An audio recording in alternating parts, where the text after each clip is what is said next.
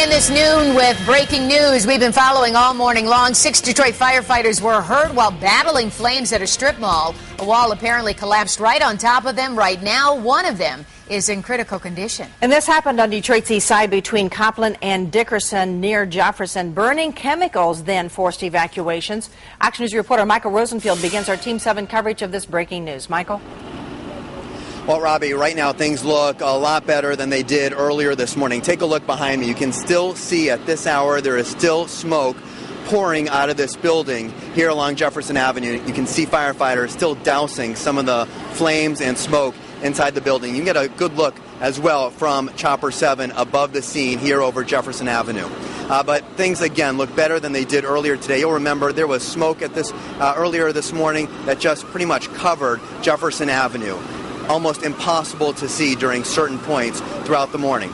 There was also an evacuation because of the chemicals, perhaps from the beauty supply store here at the scene. The chemicals, the smell from those chemicals just flowing down Jefferson Avenue, and that's what led to the evacuations this morning, most likely. Now, fires, of course, always incredibly difficult for firefighters. Today, even more difficult. A, because of those chemicals I was just talking about, but also because of the wall of bricks on the second floor of this building.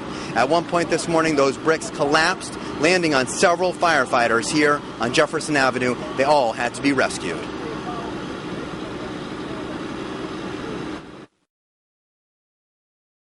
And Jefferson, Metro PCS, 2 beauty shops and a liquor store up in flames.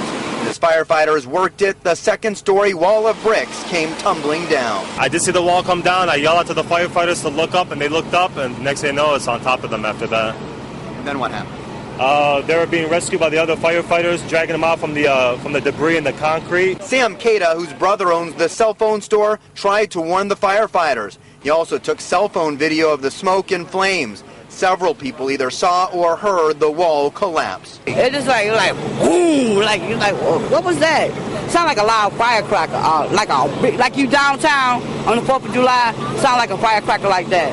The firefighters were trapped on the street under the pile of bricks and were pulled out by their fellow firefighters on the scene. 6 were taken to local hospitals. Detroit Mayor Dave Bing tried to comfort the families. They're part of my family too, so anytime that somebody gets injured, hurt, I've seen their families and talked to their families, and everybody's pulling together.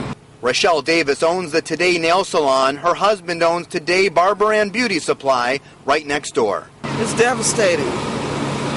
During these economical times, devastating. How was business up until this point? It was regular, but we have a slow period, but you have a good period. The owner of the building says it's been in his family for more than 2 decades. This to us is not a business, it's more like our home. We're very saddened by the tragic events that happened today. We thank the Detroit Fire Department and the Detroit Police. Now, no cause for the fire just yet, but I'm told by Detroit firefighters that at some point overnight or early this morning, there was a fire here at the scene. They came to it. They thought they had put it out. They thought it was contained. They left.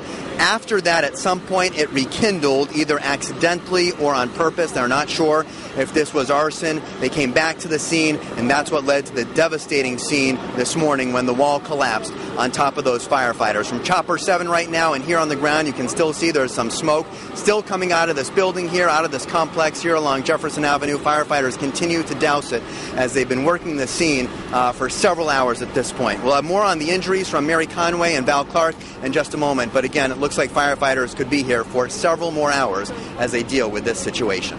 We're live in Detroit. Michael Rosenfield, Channel 7 Action News. Yeah, Michael, just difficult pictures to watch. I want to ask you a quick question. Don't know if you know it, but when the wall collapsed on those firefighters, did any witnesses say how long they were up under all of that rubble?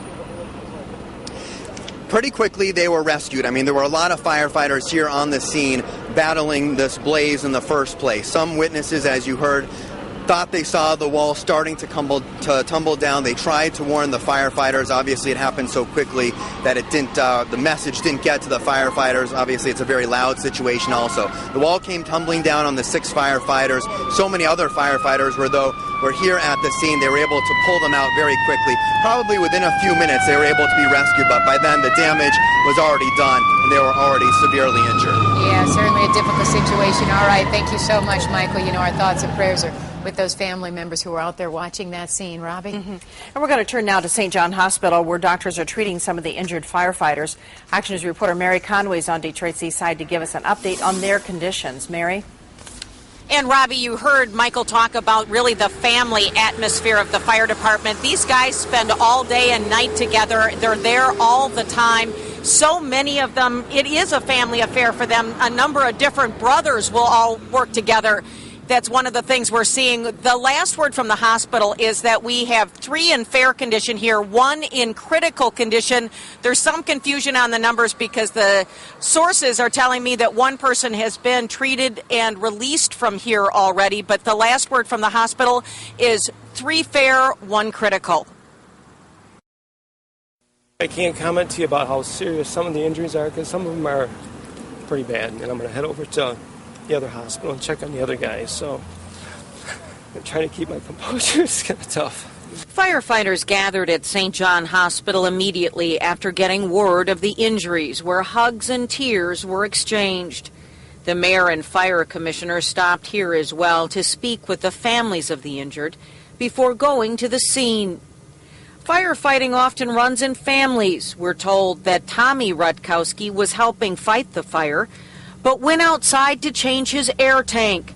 His brother Jerry was trapped inside. He was at the fire too. Matter of fact, he turned around and took his tank off, and when he did, that's when everything collapsed and got his brother. So he was already out of the building switching tanks? Yes. You just don't know. To get his brother. And I'm relieved to be able to tell you that Lieutenant Jerry Rakowski is one of the people that is in fair condition here at St. John Hospital. So at this point, his injury is not said to be life-threatening, but he is one of the people here. Reporting live, I'm Mary Conway, Channel 7 Action News. Okay, Mary, what kind of injuries are they suffering? Is it smoke? Is it fire? Or is it because of physical injuries because of the wall collapsing on them? Well, what I can tell you is that the most seriously injured people went to DRH because that's a level 1 trauma center, and we'll be hearing from Val Clark in just a second. I am told that here, primarily it's smoke inhalation as well as broken bones. Well, I do know of 1 person that broke his leg that's being treated here at St. John. Okay, thank you very much, Mary Conway reporting. Right now, we do want to give you some sort of perspective on what unfolded here. This is what the area looked like before the fire. You can see the 2-story structure on the right is what caught fire. It is also the site of the collapse that injured the 6 firefighters. Now, take a look at this. One of our viewers, David Kozlowski, snapped these photos. You can see the intense flames the firefighters had to contend with this morning. You can see all of that thick smoke filling Jefferson Avenue right at Dickerson, shutting down the roadways and making it nearly impossible to see. Now, if you have any pictures of the fire, we definitely want to see them here. You can email them to WXYZ-desk@WXYZ.com. Robbie? People living and working in the area around the fire have been evacuated and traffic is being rerouted. This is a look at the alternate route now that Jefferson is closed between Connor and Alter. Traffic is being rerouted onto Mack Avenue. And Action News reporter Bill Spencer is with the Salvation Army helping out some of the evacuees in that area. Bill? Yes, Robbie, all told there's about 30 people who work in that historic 2-story building that you see behind me, the building that burned earlier this morning. This is Ross Myers. He is with the Salvation Army. He operates 13 different canteen trucks that provide food and water, soda pop, that kind of thing. Tell me what you're doing this morning. How many firefighters have you taken care of? About 135 this morning. We had 13 trucks here at one time, and three of them were tower trucks up overhead fighting that fire, trying to hold it down. 3 tower trucks with the huge ladders, yes, fighting the blaze. Right. Did you see any of the firefighters that were injured this morning? No, that happened just before we got here. Okay. That's how we got our news that there was a fire here. And your job is to do what? What are you here to do today? Well, we hydrate anybody that's there that needs our help. We'll be here from the moment it happens until the moment they pull out the last truck. Okay. We'll be on scene. Okay, well, good deal, Ross. We're glad you're here. This is Jamal Howell. Jamal lives right here in this neighborhood, knows all about the businesses that have been affected. 3 very important businesses. For one, the Today Beauty and Barbershop, a place that's been here for like 40 years.